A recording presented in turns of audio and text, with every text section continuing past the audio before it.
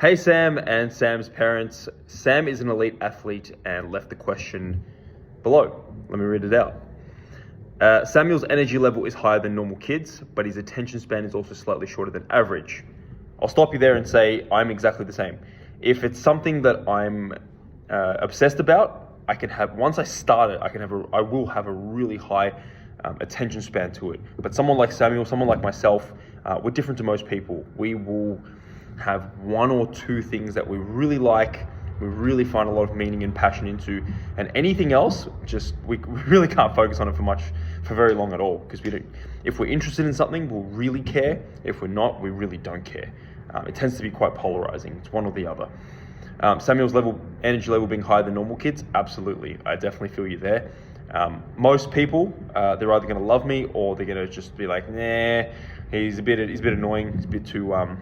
His energy level is a bit too high. I can't keep up with it, and that's okay. That's nobody's fault, right? That is how it's going to be. So don't see this as a bad thing. See this as it is what it is, right? It's a common trait amongst very elite people. They have very short attention spans. Their energy level is quite high. Those who have lower energy levels, they tend to be, not all cases, but they tend to be more blending in with most people. They tend to be less successful than those with super higher energy. So we've been working on some techniques with him so that he knows how to block distractions, which is audience, other tables, sound, noise that the opponent makes, and just focus on his own game.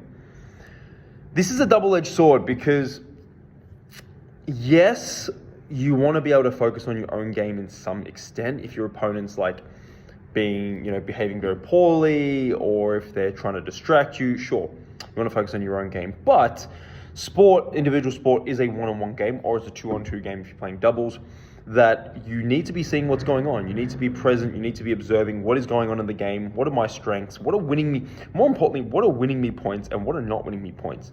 And you want to double down and find solutions on what does work and stick to that religiously for the most part. Stick to it so religiously in a way that's like every now and then you might change up something just so the opponent doesn't, it keeps them off their feet.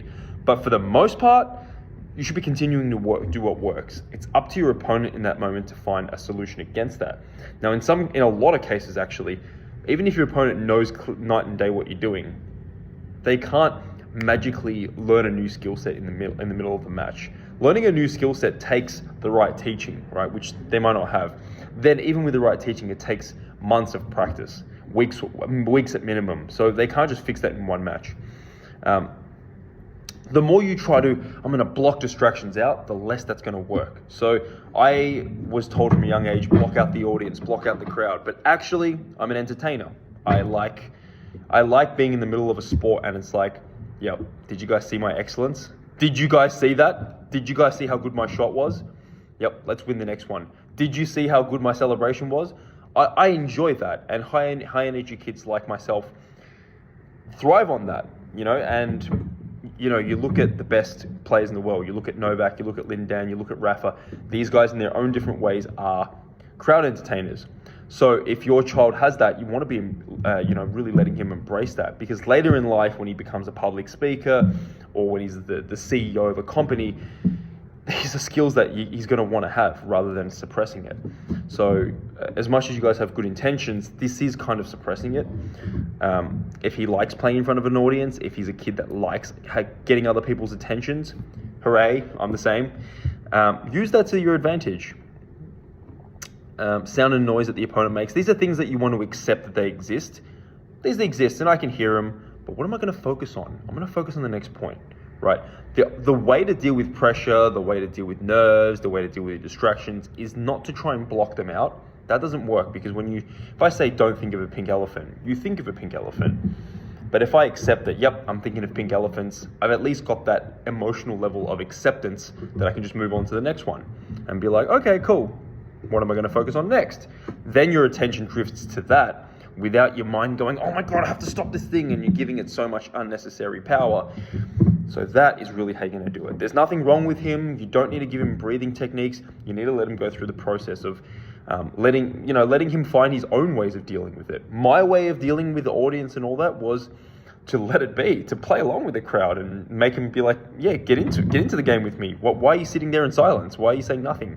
Come on, if you're going to sit there and wear an Australian top, you sure as hell better cheer for me. So, that's obviously, I'm an extreme example. Furthermore to their question, we are making some progress, and any tips and tools that can be shared would be greatly appreciated. Yeah, great. Your kid has obviously got something special about him, so embrace that. You can't force anything.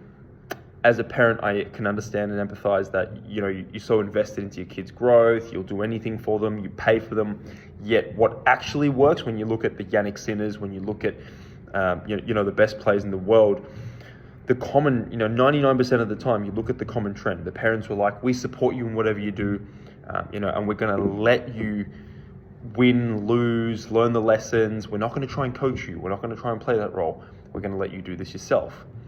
Right? Whatever you do, we support you and we love you as a parent. Now, we don't try and get involved as a coach because you have a coach, right? And all these things like learning to deal with nerves and crowds, these are things that, you're on the path to learn yourself. The more you say he has to block it, whether you realize it or not, that's a subconscious projection of what you want because you think that's the best thing for the kid onto the kid. Now, I know you mean that with support and love, but that's not the best thing. The best thing, let him find his own way, right? For me, that was to entertain the crowd, bring them in. And I love sport for them. That's one of the many reasons why I love sport. So don't see him feeling nervous, him being distracted as bad things. Use it as ways to accept it and be like, this is normal. This is a normal part of being a human. Now, how can we train ourselves to bring our thoughts to the present moment, bring our being to the present moment? That's the skill that you want to develop. Things like meditation. People don't understand the point of doing it, but that's one of the many things. To feel all the emotions, accept it. Don't see those angry emotions. Don't see anger and joy. Don't see them as good or bad. They're just what it is. Our emotions change all the time. So experience emotions. Don't be afraid of them. Let them happen. And then it's like, cool. What am I going to focus on now? What's going to be the thing that wins me the next point? You're focusing on here and now. Learning to drift your focus there. That's what is the key to really being elite and to really being, an elite athlete that wins big titles, big close moments. Because the funny thing is, we look on TV and we're like, wow, they must be so nervous, match point down. Actually, the funny thing is, when you play these matches as an elite athlete, it is so much more enjoyable. Any elite athlete, even if you're like 14, 15, 16, you know this. When you watch a teammate play, you're so nervous, or depends on the sport, right? Because in individual sports, you generally don't really care if your teammate wins or loses. It's more, you're there for yourself. But you'll know this feeling that when you watch someone else play and you want them to win, you can't do anything, so you're powerless, you're nervous, right? But when you play yourself, it could be one of the most nerve-wracking moments, but you're so in the enjoyment and the moment of, how do I win this match, that you forget about all the uncomfortable feelings, and you actually have direct control over whether you win or not. You are out there trying to win the next point. So it's ironic. We think, oh my God, I'd be so nervous to be in their position.